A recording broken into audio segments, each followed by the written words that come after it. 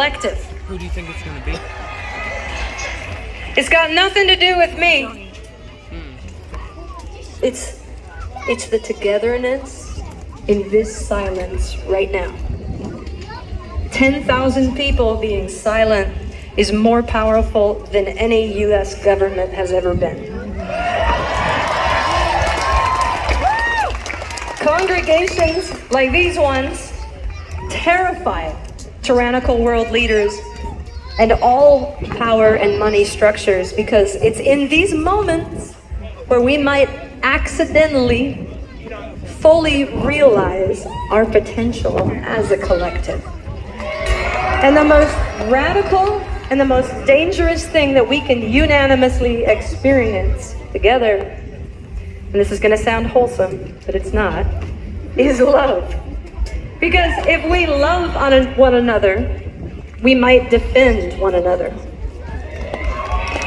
To power structures, folk music is and always has been utterly fucking destructive.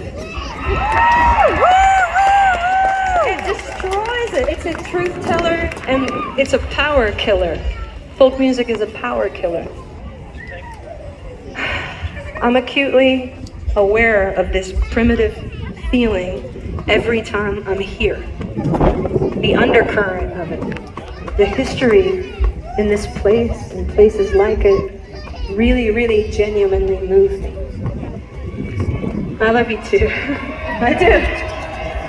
There have been many pockets of this over time, and they've shaped the music that we love and the best parts of our collective culture. There was always a time of community. There were scenes. Some of these scenes manifested themselves here on this very stage.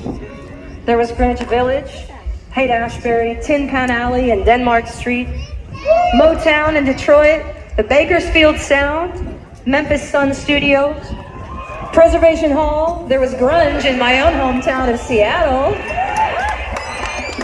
And of course, there was Laurel Canyon.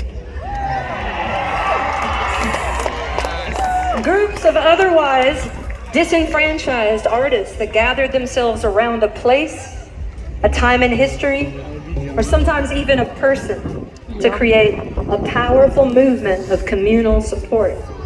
Sometimes a little healthy friction, competitiveness, a little political discourse, some romance maybe, a primitive connectedness that transcends every kind of human separation to make music together instead of apart. My friends here today have gathered around a person and a place to do just that. And Brandi and Friends is not really our name. For the last 3 years, like a wayward transient gang standing around a barrel fire to warm our hands, we've been brought together in the living room of one Joan Anderson from Saskatoon, Saskatchewan. Oh my God. To be Joni's ambassador for this, and a harbinger of her vision, is without question the greatest honor of my career and maybe even my life. I think it's possible.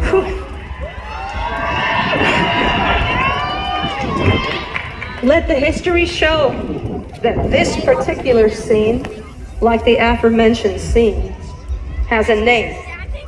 This scene shall be forever known henceforth as the Joni Jam. Because of the Joni Jams, we've made albums together, we've written songs, sat in with one another, we've filled festivals, we've gone on tour, we've gotten to know each other's families, and we've created a revolving door of friendship for all walks of life to enter into these evenings one way and leave a different artist. Nothing brings young folk singers together in naked equality quite like the sheer terror of trying out a new song in front of Joni Mitchell. God fucking forbid we have the audacity to try out one of hers. The Joni Jams have fed us elevated hot dogs, wine, and humility. No one has a video. We forget that we even own phones. The jams are the evisceration of the artist ego in the modern world. Joni is our ultimate hero, but sometimes the fucking sky explodes, and even more of our heroes will step into a jam and lend us a song or a harmony. There's nothing more precious than encouraging words like these from your heroes. The moments of humility that I have witnessed in this place. In Joni's living room, Paul McCartney once told us that he believes there's no danger in the groundwork laid by he and his friends disappearing because of what he hears when he listens to young people play music. So many young people need to hear that. Elton John was so moved by the jams that he sang an incredibly emotional and stirring performance of your song straight to Joni to thank her for bringing artists together in this forgotten way. One time Bonnie Raitt had to start that song about the midway over again, halfway through, because she wanted so badly to get it perfect for Joni. I'll never forget sitting there with my hands shaking, holding the lyrics up for her as her fingers found the chords just in time. But you don't have to be famous for our jam. No one really gets to be famous around Joni Mitchell. She could honestly care less. You just got to be able to play and tell the truth. It's easier said than done. My friends and I are here today to recreate for you a Joni jam. We are here to invite you into the living room. So close your eyes and transport yourself to Southern California if you can. It's you and us. Grab any old Martin guitar and tune it up. The pets are here, Kiba, Ruby, and Boots the cat. Watch out for the orchids, they're everywhere. If you need the bathroom, you have to push on that wall with the cats painted on it because it's a hidden door. If you try and pass Joni a joint, Marcy is gonna kick your ass. Grab a glass of Santa Margarita Pinot Grigio and calm your nerves because we're gonna play some Joni songs. And as always, we are freaking out. We are the cast and crew of the Joni Jam.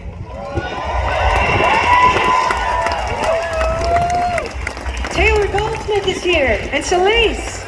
We got Blake Mills. We got the Lucius Gals, Jess Wolf and Holly Lasik. We got a few of Joni's longtime friends and now ours, Rick Wakefield, Marcy Jensick, and Sachin. Josh Newman on cello, Tim and Phil Hanseroff on guitar, bass, and dulcimer. Marcus Munford is here on percussion, Ben Lesser on the piano, and me, Brandi Carlile, on vocals. There's always someone new popping in to listen and bring the load, so in the back gallery, we got some first-time Joni friends, Winona Judd, my brother Jay Carlisle, Sista Strings, Kylie King, Shooter Jennings, Matt Chamberlain, and Allison Russell's here with her clarinet. Oh my How would you like to witness a Joni jam? Yes. Now listen. Newport is a long way from Laurel Canyon, and I'm so sorry about it. So I know this doesn't feel complete, and it's because it's not. Who's gonna crack an inappropriate joke at just the right time? Or give that slow nod of approval with mischief in her eyes when someone gets it just right? How are we gonna have a Joni jam without our queen? We're not Angels of Newport! Let's make history together! Hold nothing back in this moment! And please welcome back to the Newport stage, for the first time since 1969,